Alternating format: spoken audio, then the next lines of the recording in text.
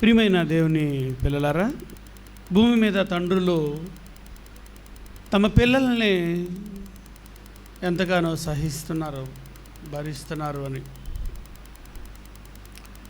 కనబడే పిల్లలు, కనబడే తల్లిదండ్రులు వాళ్ళు చేస్తున్న అల్లరి, వాళ్ళు నడుస్తున్న దుష్ట మార్గం చూసిన దెబ్బలాడుతూ, సహిస్తూ, భరిస్తూ ఇంకా మారతారులే అని ఎదురు చూస్తూనే ఉంటారు భూమి మీద తల్లిదండ్రులు. కానీ మనలాంటి తండ్రి కాడు దేవుడు. మనలాంటి ఆలోచనలు కాదు ఆయనవి. నేరం చేసి జైల్లోకి వెళ్ళినా నా కొడుకు చచ్చిపోయాడు అనుకోరు. శిక్ష పడింది, ఈ శిక్షలోనైనా మారతాదేమో అని ఎదురు చూస్తారు శిక్షాకాలం అయిపోయినంత వరకు. అలాగే దేవుడు సమాజాన్ని చూసినప్పుడు, మీరు చెడ్డవారై ఉండి మీ పిల్లలకి మంచి ఇవులు నెరిగి ఉండగా అని ప్రపంచ భవిష్యత్తు జ్ఞానం ఎరిగిన యేసుక్రీస్తు 2025 సంవత్సరాల కిందట పలికిన మాటలు, మీ తండ్రులు చెడ్డవారయ్యండి కూడా మీ పిల్లలకు మంచి ఇవులు ఇస్తున్నారు, మంచిగా ఆలోచిస్తున్నారు మీ పిల్లల పట్ల అన్నాడు. అంటే యేసుక్రీస్తు తండ్రుల మనస్సు ఎప్పుడూ ఒకటేనండి, పిల్లల్ని ప్రేమించాలి. చెడిపోతున్న, చెడు మార్గాన నడుస్తున్న పిల్లల్ని ప్రేమిస్తున్న వారందరూ ఉత్తములు కాదు, పరిశుద్ధులు కాదు. అందుకే యేసుక్రీస్తు మీరు చెడ్డవారు అని అన్నాడు. ఈ చెడు ఎప్పుడు పుట్టింది, ఎక్కడ పుట్టింది అని ఆదికాండం మీకు 8వ అధ్యాయం 21వ వచనంలో వివరించాను. బాల్యదినం నుండే చెడిపోయింది హృదయం. చెడ్డవారైన మీరే మీ పిల్లల్ని ప్రేమించినప్పుడు, చెడు తెలియని, చెడు చెయ్యని పరిశుద్ధుడైన దేవుడు తన పిల్లలైన మానవాళి పట్ల ఆయనకి ఎంత వాత్సల్యత ఉంటుందో, ఎంత ఎదురుచూపు ఉంటుందో, ఎంత దీర్ఘశాంతం ఉంటుందో అనేది మీకు కొంత వివరించాను. అయితే ఇశ్రాయేలీలైన తన పిల్లల పట్ల ఇంతగా ప్రేమ చూపించిన వాడు ఎలా మారిపోయాడో సంఖ్యాకాండం 32వ అధ్యాయము 10వ వచనం నుంచి చూడండి.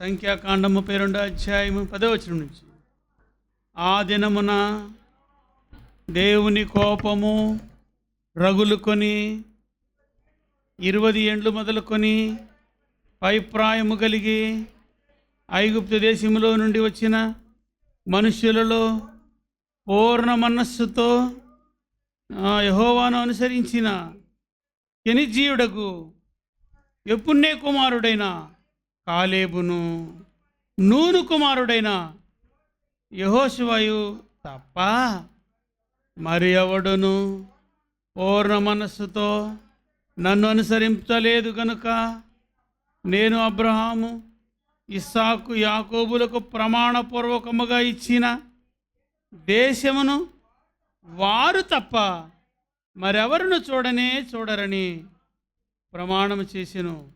13వ వచనం, అప్పుడు యెహోవా కోపము ఇశ్రాయేలీల మీద రగులు కొనగా దేవుని దృష్టికి చెడు నడత నడిచిన ఆ తరము వారందరూ నశించు వరకు అరణ్యములో 40 ఏండ్లు ఆయన వారిని తిరుగులాడ చేసెను.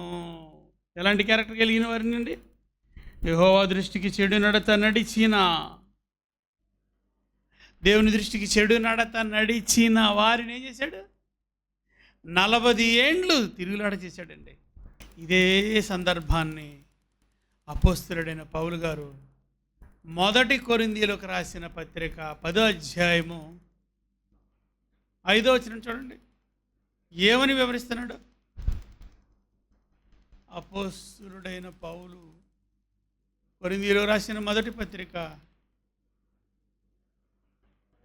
10వ అధ్యాయం 5వ వచనం, అయితే వారిలో ఎక్కువ మంది దేవునికి ఇష్టలుగా ఉండక పోయిరి గనుక అరణ్యములో సంహరింపబడిరి. దేవునికి ఇష్టలుగా ఉండకపోయిరి గనుక అరణ్యంలో ఏం చేశాడు? సంహరించాడు. ఏమండి, భూమి మీద తండ్రుల కన్నా గొప్పవాడు కదా దేవుడు. గొప్పవాడే కదండి, గొప్పవాడేనండి. 400 సంవత్సరాలు కన్నీళ్లతో ప్రార్థన చేస్తే, ఏడిస్తే, తప్పు చేశాము తండ్రి అని గోదాడితే, మోషేని పుట్టించి నాయకుడిగా నిలబెట్టి నడిపించి ఐగుప్తు నుంచి కానానికి పాలు తేనెలు ప్రవహించే దేశానికి వాళ్ళని తీసుకుని వచ్చే తోవలో ఎంత చెడిపోయారండి. ఎన్ని వేషాలు వేశారు చెప్పండి. చెడిపోయిన వారిని ఉంచుతామా? మనమైతే బాగు చేసుకోవడానికి ఎదురు చూస్తాం మన పిల్లల్ని. ప్రేమ కదండి, భూ సంబంధమైన ప్రేమ, మాయ ప్రేమ. పరలోక సంబంధమైన తండ్రి ఎలాంటి వారు వస్తారన్నాడండి? యథార్థ హృదయముతో ప్రేమించిన వారినే. వారు తప్ప చెడిపోయిన హృదయము గలవారు అన్నాడు. చూడండి, యెహోవా దృష్టికి చెడు నడత నడిచిన ఆ తరము వారందరూ నశించిరి. ఇదే మనస్సు ఇప్పుడుందా దేవుడికి? దేవుడికి ఇప్పుడుందా? లేదండి. ఎందుకు లేదో తెలుసా? చూడండి, రోమపత్రిక 5వ అధ్యాయము 15వ వచనం చూడండి. రోమపత్రిక 5వ అధ్యాయం 15వ వచనం, అయితే అపరాధము కలిగినట్లు కృపావరము కలుగలేదు.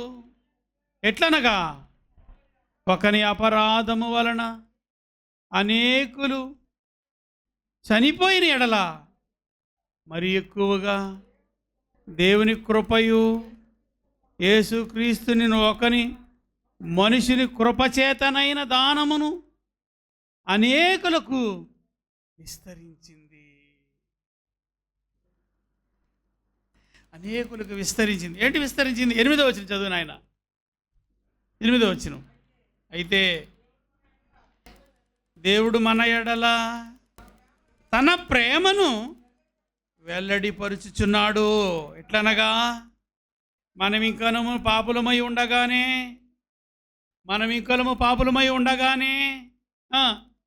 క్రీస్తు మన కొరకు చనిపోయిను. అందుకే ప్రేమ ప్రేమ ప్రేమ ప్రేమతో ఎదురు చూస్తున్నాడు ఆయన. మరి వాళ్ళని ఎందుకు చూడలేదు? వాళ్ళ పట్ల ఆయనకి ప్రేమ లేదా? ఉంది. వాళ్ళు మాట ఇచ్చారు, మాట తప్పారు. అరణ్యంలో చంపేసాడు వాళ్ళని. దేవునికి ఇష్టలుగా ఉండకపోయిరి గనుక అరణ్యంలో సంహరింపబడిరి. దేవుని ఇష్టాన్ని పరిపూర్ణంగా తెలుసుకున్న మనం, ఈ తరములో ఉన్న మనం, ఆ తరాన్ని పోలే జీవిస్తున్నామా? ఆ తరాన్ని పోలే బ్రతుకుతున్నామా? ఆ తరము పోలిన వారిగానే దేవుని దృష్టికి చెడు నడత నడిచి ఎలాగైతే బ్రతికారో వాళ్ళు, మనం కూడా అలాగే బ్రతుకుతున్నామా? ఆలోచించండి. అంటే మేము ఎక్కడండి చెడుతనంగా బతుకుతున్నాం అని అనుకుంటున్నారా? 8:30కి ప్రార్థన. ఎన్నింటికి వచ్చారు చెప్పండి? అయిపోయింది. 8:30కి ప్రార్థన. అండి 8:30కి ప్రార్థనకు వచ్చారా? ఎందుకు రాలేదు? ఏదో చిన్న కారణం ఏదండి, వచ్చి బ్యాంకులు దోపిడీకి వెళ్ళలేదు, మీరు ఎవరన్నా ప్లాన్ చేసి చంపడానికి వెళ్ళలేదు, హత్య చేయడానికి వెళ్ళలేదు. ఏదైనా బ్యాంకు దోచుకోవడానికి వెళ్ళారా? లేదు. ఎవరన్నా మోసం చేయడానికి వెళ్ళారా? ఏమండి? లేదు కదా. ఈలోపు ఏమైనా వ్యాపారం పెట్టారా? ఈలోపు ఏమైనా అరగంటలో ఏమైనా సంపాదించుకోవడానికి ఏమైనా ప్లాన్ చేశారా? లేదు కదా. మరి ఏం చేశారు? ఏవో చిన్న కారణాలు అంతే, చిన్న కారణం. ఏంటి చిన్న కారణం? ప్రభువా ఈరోజు కొంచెం ఒక అరగంట కొంచెం ఈరోజే మొత్తం ఎక్కువ అయిపోయింది ప్రభువా, అందుకే లేకపోయాము. ఒక అరగంట కదా లేట్ అయిపోయింది. అరగంట సేపు శరీరానికి బానిసవైన నీవు, ఒక అరగంట సేపు నీ శరీరాన్ని మేలుకొల్పలేని నీవు,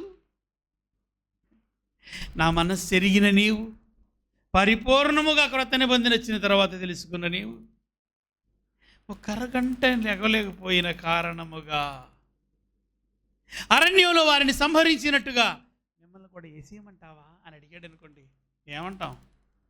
మీలో నేను ఉన్నాను. ఒకవేళ దేవుడు అడిగాడు అనుకోండి, వారిని వేసేసినట్టే మిమ్మల్ని వేసేయమంటారా అని, అప్పుడు మీరేమంటారు చెప్పండి?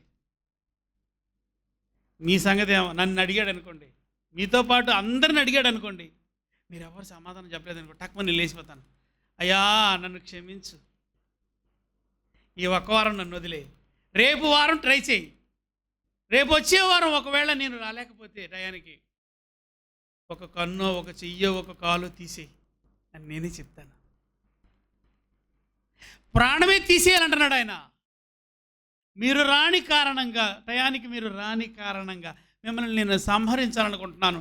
ఇశ్రాయేలీలు ఎలాగైతే దుర్మార్గపు నడత నడిచారో నా దృష్టికి, వారిని ఎలాగైతే నేను వేసేసానో అలాగే మిమ్మల్ని వేసేయమంటారా అని అడిగితే నేను కోరుకునేదంటే తెలుసా? నన్ను వేసేయకయ్యా, ఒక కన్ను పీకేయి, లేదా ఒక కాలు తీసి ఒక చెయ్యి తీసేయి, నన్ను మాత్రం బతికుంచు. ఒక కన్నుతోనైనా యథార్థ హృదయంతో నీ సన్నిధానంలో నువ్వు అనుకున్నట్టుగా నేను జీవిస్తాను, నీ ఇష్టాన్ని నెరవేరుస్తాను నేను అడుగుతాను. అంటే చిన్నదేనా కారణం? మరొకరు లేచారు నేను చెప్పిన తర్వాత. ప్రార్థన టయానికే కొళాయి వచ్చింది ప్రభువా. ప్రార్థన టయానికే కొళాయి వచ్చిందా? ప్రార్థన టయానికే కొళాయి వస్తుంది. మరి నీ భక్తిని కొలవాలి కదా, కొలమానంలో నీ భక్తిని కొలవాలి కదా. శరీరాన్ని ప్రేమించావా? అయితే నిద్రపోతావు. శరీరాన్ని ప్రేమించావా? అయితే కొళాయి నీళ్లు పట్టుకుంటావు. నీళ్ళు దేనికి? ఆత్మకా మట్టి బొమ్మకా? మట్టి బొమ్మకే కదా. 6 దినాలు మట్టి బొమ్మకి స్నానం చేసావు, రుద్దావు. 7వ దినాన్ని ఏదో ముందుగా సిద్ధపడాలని తెలియదా నీకు? ముందుగా సిద్ధపడాలని తెలియదా? తెలుసా తెలియదా అని అడిగాడు అనుకోండి, మీరు నోరెప్పట్లా, మీరు మహామేధావులు కదా, నేనే నోరెప్పుతాను మీ పక్షాన్ని కూడా. ఏం చేస్తాను? తెలుసయ్యా, బాగా తెలుసయ్యా, అయితే నీకు తెలిసిన వాటిలో కొన్ని వివరించురా అన్నాడు అనుకోండి. అప్పుడు అయ్యా నా ప్రయాణం అనుకో, ముందుగా సిద్ధపడతానయ్యా.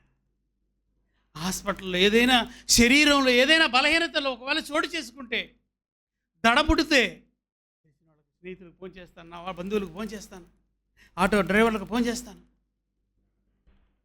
వేగవంతం.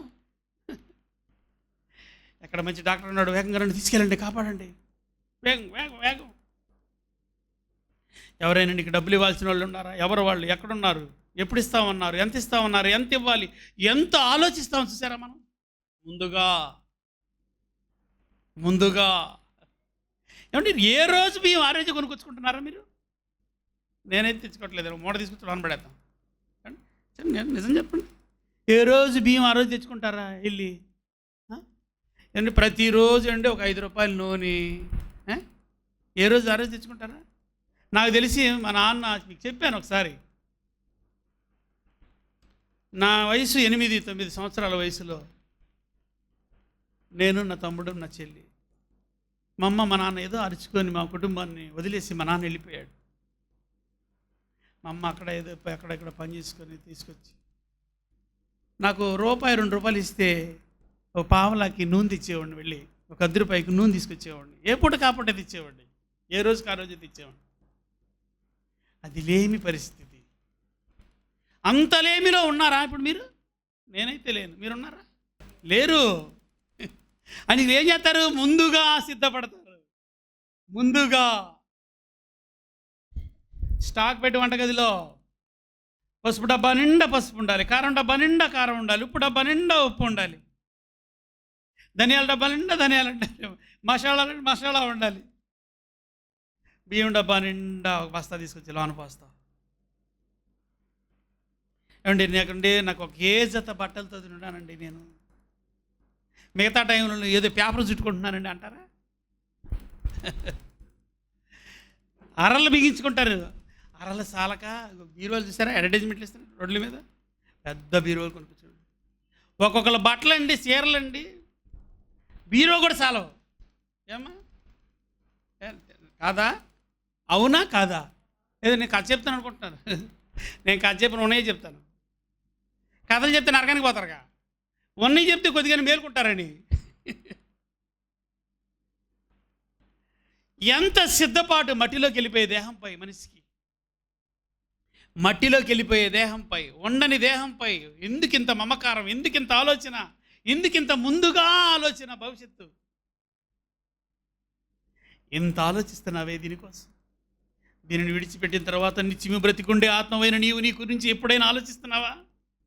అలా నువ్వు ఆలోచించకపోవటమే చెడుతనం. ఏంటి ప్రభా ఇదేనా చెడుతనం? ఇదేనా? ఈ చిన్న విషయమా? ఏది చిన్న ఇంత చిన్న విషయానికా లోనకరా నీవు? ఏది ఇంత చిన్నదానికైనా లేపేస్తానంటున్నావు? రెండు ఇంత చిన్నదానికైనా? ఎవరైనా చిక్కిని తుమ్మారనుకోండి, నోట్లో నుంచి ఒక చిన్న తుఫరపడింది అనుకోండి, అండి మంచి తుమ్మారండి, మంచి వాసన వస్తుందండి అంటారా? నీ మనసులో ఎంత అసహించుకుంటావు ఆ వ్యక్తి మీద, నీ మనసులో ఎంత ద్వేషిస్తావు. అటు తిరిగి తుమ్మచ్చు కదా, ఇటు తిరిగి తుమ్మచ్చు కదా, గుడ్డ పెట్టుకొని తుమ్మచ్చు కదా, ఎన్ని ఆలోచిస్తావు? ఏంటి ఒక్క తుమ్ముకే ఎన్ని ఆలోచిల్లా? చిన్నదే కదా తుఫరు, చిన్నదే కదా, చిన్న చుక్కే కదా, అది కంటికి కనిపించని చిన్నదే కదా నీ మీద పడింది, ముఖం మీద పడింది. అది ఇలా అంటే పోతుంది, లేదా ఆవిరైపోతుంది. చిన్నదానిని అసహించుకుంటున్న నీకొక న్యాయం, నిన్ను కన్న నీ తండ్రికి ఒక న్యాయమా? నీకొక న్యాయము, నీకు బ్రతుకునిచ్చి సర్వాన్ని కలిగించి నీ పాదాల కింద పెట్టి నిన్ను ప్రేమతో ఎదురు చూస్తున్నాడే ఆ తండ్రి దృష్టికి నువ్వు చిన్న సమయం ఇవ్వలేకపోతున్నావా? అండ్ బ్యాంకు దోపిడీకి వెళ్ళానండి, ఈరోజు 1 లక్ష తెచ్చాను, ఏదో ఒక స్వార్థ ఖర్చు పెడతా ఉంటావా? అసలుకి నువ్వు టయానికే రాని నీ కానుకెందుకు ఆయనకి? టయానికే నువ్వు రావాలని ఎదురు చూస్తుంది ఎందుకు తెలుసా? ఇదిగో నీతో మాట్లాడాలని. కానీ గొప్పవాడిని చేసి పెంచి వాళ్ళు ఆకలితో ఉండి, వాళ్ళు తినక, వాళ్ళు పాత బట్టలు కట్టుకొని పిల్లల కోసం ఎంతో ఆలోచించి గొప్ప స్థాయిలో నిలబెట్టిన తర్వాత టాటా చెప్పుకొని విదేశాలకు వెళ్ళి హాయిగా వాళ్ళు బ్రతుకుతున్నారనుకోండి, ఆ నుంచి ఫోన్ చేసుకొని మాట్లాడుతున్నారనుకోండి, నాయన ఎప్పుడు వస్తావురా, అమ్మా ఎప్పుడు వస్తావు తల్లి, అమ్మా నిన్ను చూడాలని ఉందమ్మా అని ఒక తల్లి ఆవేదన, తండ్రి ఆవేదన. నాన్న నిన్ను చూడాలనుకుంటున్నాను రా నాన్న, రోజు నాతో మాట్లాడుతున్నావు కదా నాన్న, ఇంకా ఏంటి నాన్న చూసేది అన్నాడు అనుకోండి, ఆ గుండె ఎంత చెరువైపోతుంది చెప్పండి. మట్టిలో పుట్టిన బంధానికే పెనవేసుకున్న ప్రేమలు ఇంత అద్భుతముగా కనిపిస్తుంటే, తెగని ప్రేమ దేవునిది, తెగని ప్రేమ, నిత్యము ఉండే ప్రేమ ఆయనది. అందుకే ఆ తరము వారిని వేసేసినట్టుగా చెడు దృష్టికి, ఆయన దృష్టికి, దేవుని దృష్టికి చెడు నడత నడిచిన వారిని వేసేసినట్టుగా ఈ తరములో ఉన్నవారు చెడు నడత నడుస్తున్నా ఎందుకు తెలుసుగా వేయట్లేదు? ప్రేమ చూపిస్తున్నాడండి. అదే చెప్పాడు రోమాపత్రిక 5:8 మరొకసారి చదువు నాయన, ముగిస్తాను.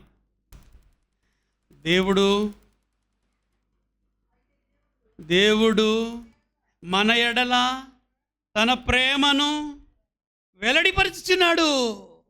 ఏటి ప్రేమను వెల్లడిపరుచున్నాడు? నిన్ను వేసేయలేదు, అది వెల్లడిపరచడం. మనం ఇంకనూ పాపులమై ఉండగా ఏటి పాపి, పాపం ఇంకా ఏటి పాపి, నీ అపరాధముల చేత పాపముల చేత మీరు చచ్చిన వారు అయినప్పుడు, మీరు ఆయన నమ్ముకున్న తర్వాత, బాప్తిసం పొందిన తర్వాత మీ పాపాలన్నీ సమాధి అయిపోయినాయిగా, తీసేశాడుగా, మర్చిపోయాడుగా. ఇంకనూ పాపులమై ఉండగా ఆయనకి ఇవ్వాల్సిన సమయం ఆయనకి ఇవ్వకపోవటం పాపం. ఆయన దగ్గరికి రావాల్సిన నీవు ఆయనతో మాట్లాడే కాలంలో నువ్వు ఆయనతో కనపకపోవటం పాపం. విని మర్చిపోవటం పాపం, నీ ఆత్మను గురించి పట్టించుకోకపోవటం పాపం కాదా? ఇదంతా చెడుతనం కాదా? ఇంత చెడుగా, చెడు దృష్టికి, ఆయన దృష్టికి చెడుగా మనం బ్రతుకుతున్నా ఇంకా కాపాడుతున్నాడు అంటే ఆయన ప్రేమను అర్థం చేసుకుంటారా? 21వ వచనం చూడండి, అదే అధ్యాయంలో ఏమి వివరిస్తున్నాడో చూడండి. పౌలు గారు దేవుని ప్రేమను వివరిస్తున్నాడండి.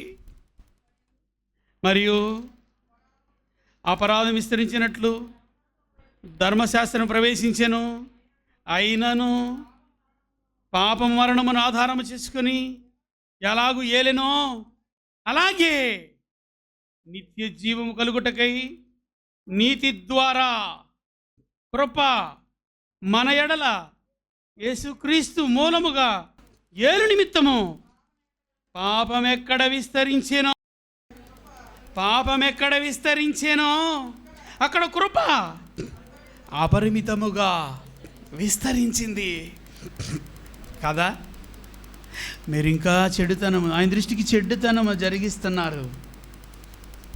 టయానికి రాకపోవటం చెడుతనమే కదండి. వేసేయమంటారా? ఏదైనా రోగం పెట్టమంటారా? ఏదైనా శిక్ష చేయమంటారా? మరి మీరు గొప్పవాళ్ళు, మీకు భక్తి ఉందని మీరు ఎప్పుడు నిరూపించుకుంటారు మీ తండ్రి ఎదుట? ఒక 5 నిమిషాలు ముందుకు రాలేవా? అనుకున్న టయానికి 5 నిమిషాలు ముందుకు రాలేవు, నాకు తెలుసు, మీకు తెలుసు. పోనీ అనుకున్న టయానికి రాలేవా? ప్రయత్నించండర్రా. అప్పుడే ఫోన్ చేస్తారు మీ బంధువులు, అప్పుడే దయ్యాలన్నీ చెలరేగిపోతాయి మిమ్మల్ని రానివ్వకుండా ఆ టయానికి. అప్పుడే వస్తారు రాని వాళ్ళు, తోక కత్తిరించేయండి. ఎటు నరకానికి పోయాడు రై, పద ప్రార్థనకు పదం. దేవుడు మాటలు ఎందుకు రమ్మారా? ఏం మాట్లాడదు ఇప్పుడు ఈ క్షణం 8:30 నుంచి 10 వరకు, 8:30 నుంచి 10 గంటల వరకు, గంటన్నర అసలు మీరు ఏం మాట్లాడద్దు. ఓ మనిషి చచ్చిపోయిన విషయం కూడా చెప్పొద్దు. పదండి ముందు పదండి. నిన్ను నిజంగా ప్రేమిస్తే నీ వెనకాల వస్తారు దేవుడి వాక్యం వినటానికి. నటిస్తే టాటా చెప్పి వెళ్ళిపోతారు. నటించేవాడు మీకెందుకు కత్తిరించి పడాయిక, అంతే కదా? లేదండి మేము కూడా అందరూ కలిసిపోతూ ఉంటారా? అలాంటప్పుడు ఈ వాక్యం కూడా మీకెందుకు, అంతే కదా? ఈ ప్రేమ ఎందుకు మీకు చూపించాలి దేవుడు? వాళ్ళు ఆ తరములో ఆయన దృష్టికి ఇష్టలుగా ఉండకపోయిరి కనుక, ఆయన దృష్టికి ఇష్టలుగా జీవించకపోయిరి కనుక వాళ్ళని చంపేశాడు. మనం కూడా అలాగే మన ఇష్టాలను నెరవేర్చుకొని దృష్టికి ఇష్టలుగా బ్రతకకుండా మన దృష్టికి ఇష్టమైనవే చేసుకొని ఆయన దృష్టికి చెడు మార్గాన మనం కూడా బ్రతుకుతూ ఉంటారా? మేము అలాగే బ్రతుకుతూ ఉంటారా చెప్పండి? ప్రేమిస్తున్నాడండి. ఆయన ప్రేమతో, ఆయన వాత్సల్యంతో, ఆయన కరుణతో, ఆయన దీర్ఘశాంతంతో ఇంకా ఓర్చుకుంటూ, ఇదిగో మీ పట్ల నాకు ప్రేమ ఉంది, ఇప్పటికైనా తెలుసుకోండి, నాకు కోపం రేపకండి, మీరు కోపానికి గురి కాకండి అని తనకి వాక్యం చెప్తున్నాడండి. ఆయన నన్ను అడ్డం పెట్టుకొని మాట్లాడుతున్నాడండి మీతో నాతో మాట్లాడుతున్నాడు ఆయన.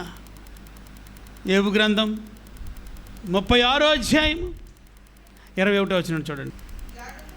జాగ్రత్త పడుమో, చెడుతనము చేయకుండుమో. చాలా నాయన, జాగ్రత్త పడుమో. మన ఎడల పాపం ఎక్కడ విస్తరిస్తుందో అక్కడ కృప అపరిమితముగా విస్తరిస్తుంది కదా. ఆయన ప్రేమ ఏమని చెప్తుందో చూడండి. ఆయన ప్రేమ ఏమని చెప్తుందో, జాగ్రత్త పడుము. ఇప్పటికైనా జాగ్రత్త పడు. రేపు ఆదివారంకైనా నువ్వు ఆ టయానికి రా, నీతో మాట్లాడాలనుకుంటున్నాను నేను. 6 దినాలు మీకోసమే కదా నువ్వు బ్రతుకుతున్నావు, నీ ఇష్టాన్నే కదా నెరవేర్చుకుంటున్నావు, నీ వాళ్ళ కోసమే కదా నువ్వు బ్రతుకుతున్నావు. నీ కోసం, నీ వాళ్ళ కోసం, రూపాయి కోసం, సంపాదన కోసం, ఉద్యోగం కోసం, వ్యాపారం కోసం, లోకంలో మీ ఆనందాల కోసమే కదా మీరు బ్రతుకుతున్నారు. 1 గంటన్నర మీతో మాట్లాడాలనుకుంటున్నాను ప్రేమతో. నా మనసులో ఉన్న ఆవేదన మీకు చెప్పుకోవాలనుకుంటున్నాను నేను. అదే చెప్తున్నాడు, జాగ్రత్త పడుము, చెడుతనము చేయకుండుము. ఆయన దగ్గరికి రాకుండా నువ్వు ఇంకొక అరగంట సేపు పడుకున్నావంటే చెడుతనమే కదా. బతికించావంటే చెడుతనమే కదా. కొళాయి నీళ్ళు పట్టుకున్నావంటే చెడుతనమే కదా.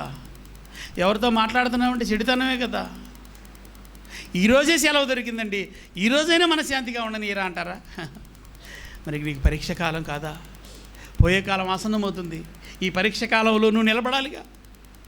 నిత్యముండే ఆ లోకంలో నువ్వు ఉండాలి అంటే ఈ పరీక్షా కాలంలో నీ భక్తిని కనుపరుచుకోవాలి కదా. చూద్దాం. యోబు గ్రంథం 1వ అధ్యాయం 1వ వచనం చదవండి.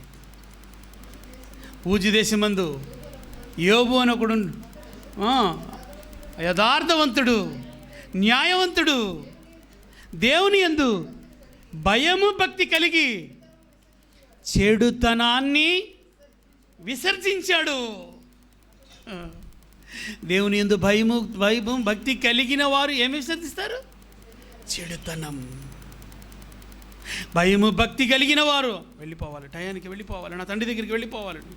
నా తండ్రి నాతో ఏదో మాట్లాడబోతున్నాడు, నేనేదో నేర్చుకోవాలి, నా చుట్టూ ఉన్న సమాజానికి, నా వాళ్ళకి నేను చెప్పుకోవాలి, నా కాపాడుకోవాలి.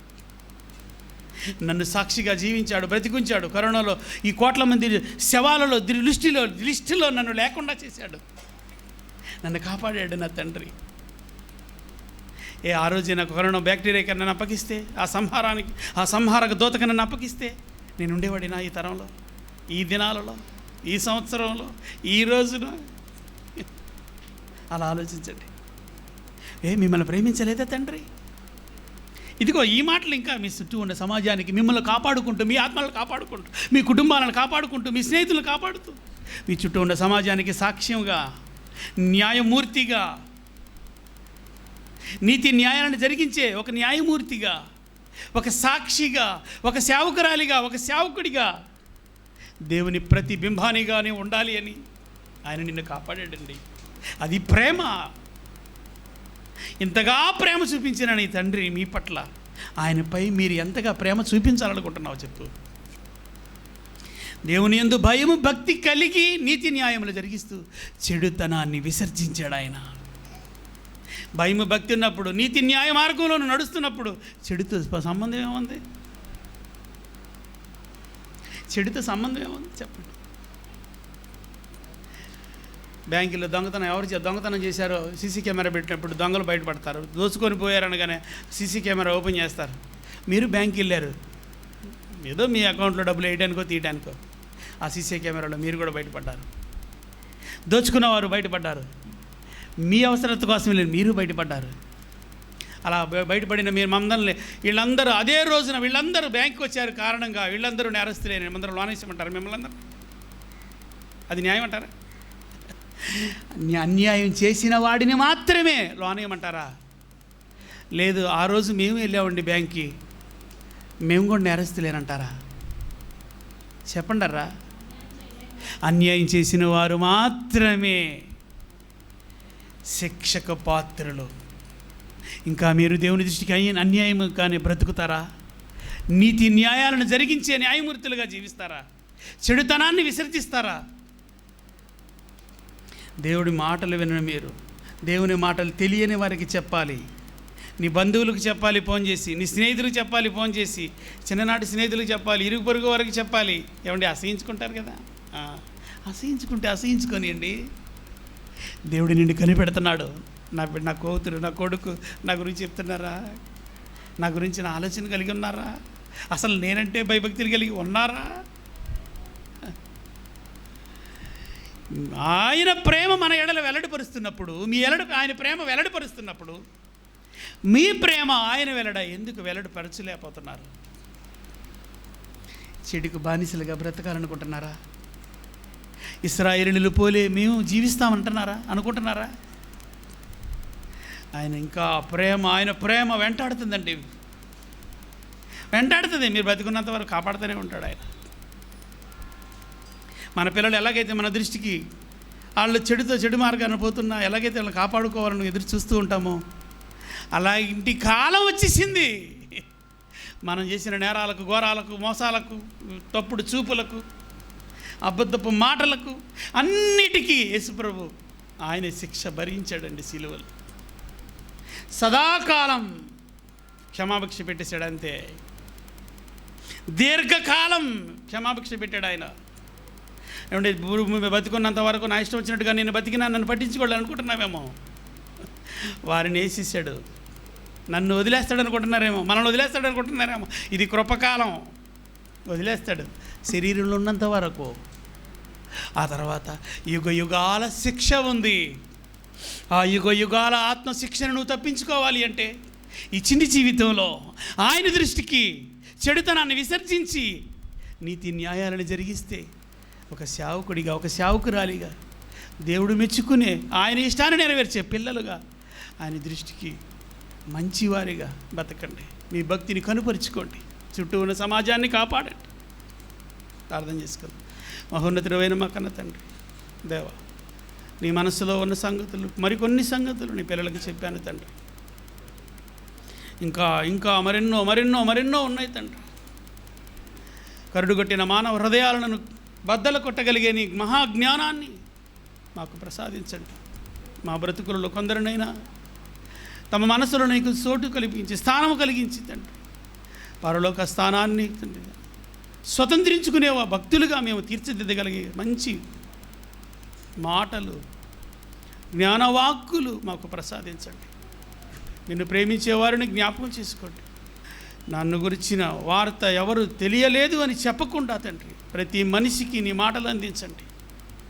స్వార్థల ద్వారా, లేఖనాల పరిశోధనల ద్వారా, మహాసభల ద్వారా తండ్రి, ఆరాధనల ద్వారా మీ మనసులో ఉన్న సంగతులన్నీ తెలియపరచండి.